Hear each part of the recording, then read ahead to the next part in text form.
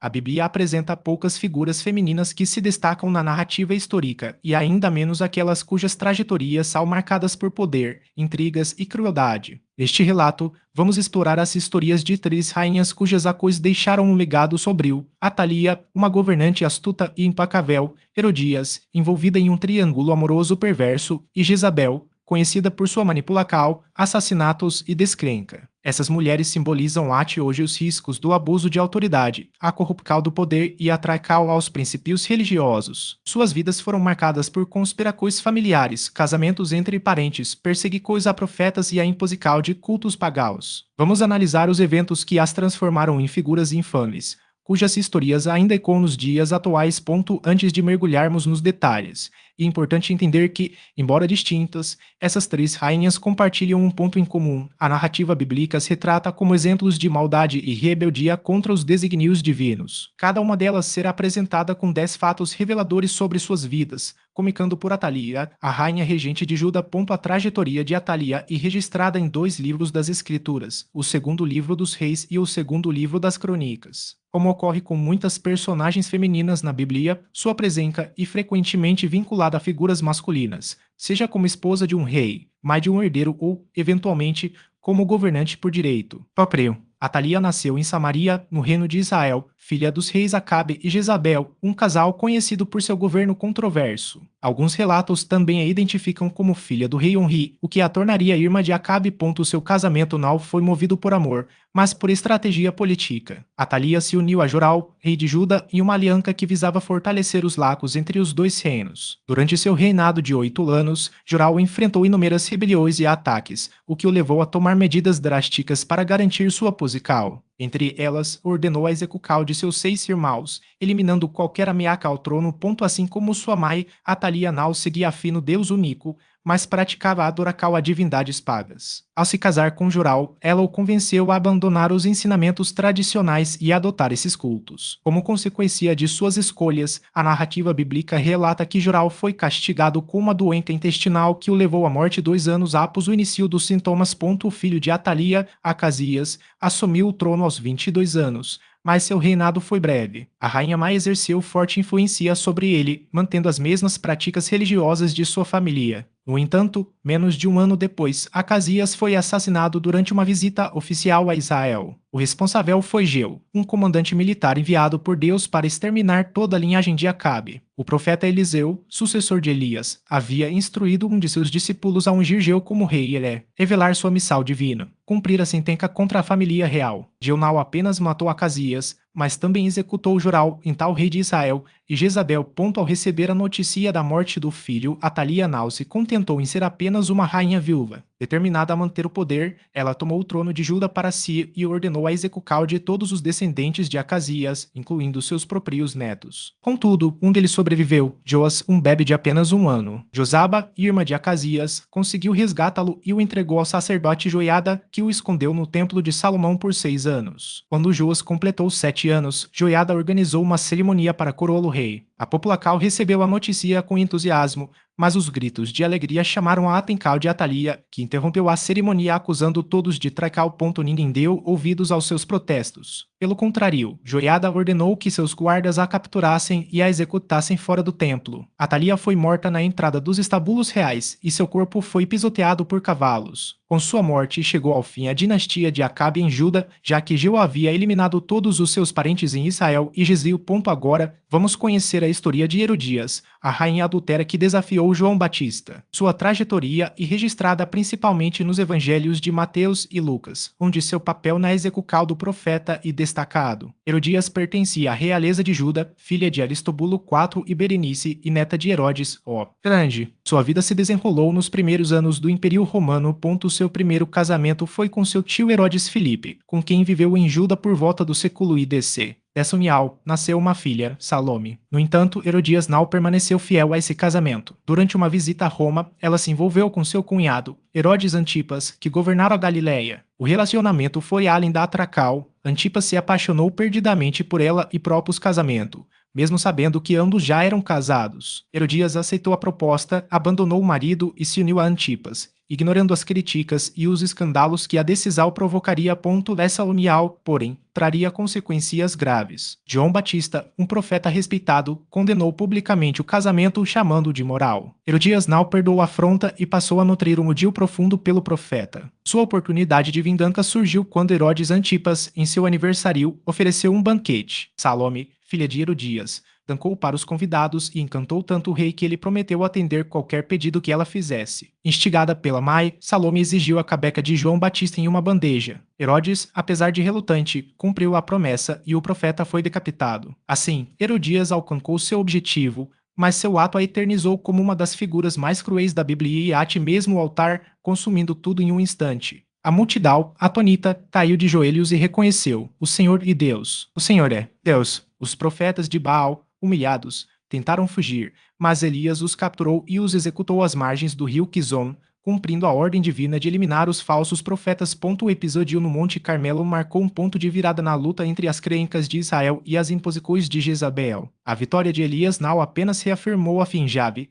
mas também expôs a fragilidade dos deuses cananeus, que não puderam responder ao desafio. No entanto, a rainha não aceitou a derrota. Furiosa com a humilhação pública e a morte de seus sacerdotes, Jezabel jurou vingança. Enviou uma mensagem a Elias, ameaçando-o de morte: que os deuses me castiguem se, até amanhã, eu não fizer com vós o mesmo que vós fez com eles. O profeta, temendo por sua vida, fugiu para o deserto, onde, exausto e desanimado, pediu a Deus que o deixasse morrer.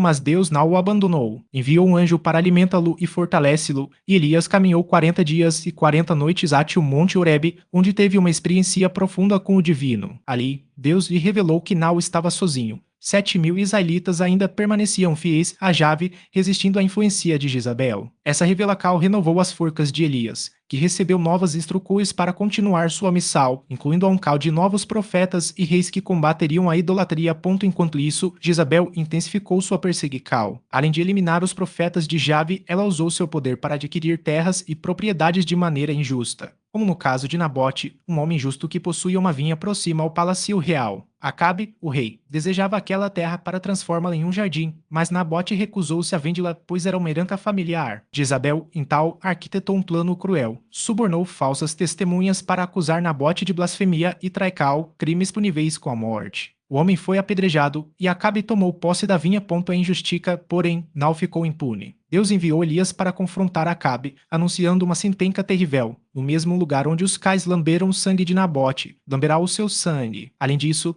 profetizou que a linhagem de Acabe seria exterminada e que os cães devorariam o corpo de Jezabel. O rei, arrependido, rasgou suas vestes e jejuou, mas o destino já estava selado. Anos depois, Acabe morreu em batalha e seu sangue foi lavado no local onde Nabote havia sido morto, cumprindo-se a primeira parte da profecia. Jezabel, porém, permaneceu no poder, continuando a promover a adoração a Baal e a perseguir os seguidores de Jave. Sua queda só veio com a ascensão de Geu, um comandante militar ungido por Elias para exterminar a casa de Acabe. Quando Geu chegou a Jezreel, onde Jezabel estava, a rainha, ciente de seu fim, pintou os olhos, arrumou os cabelos e se postou à janela do palácio, desafiando o novo rei. Geu ordenou que seus servos a jogassem pela janela. Seu corpo foi pisoteado pelos cavalos e, quando foram recolher seus restos para o sepultamento, encontraram apenas o crânio, os pés e as mãos. O restante havia sido devorado pelos cães, exatamente como profetizado. Assim terminou a vida de uma das rainhas mais temidas e controversas da Bíblia, cujo legado ficou marcado pela opressão,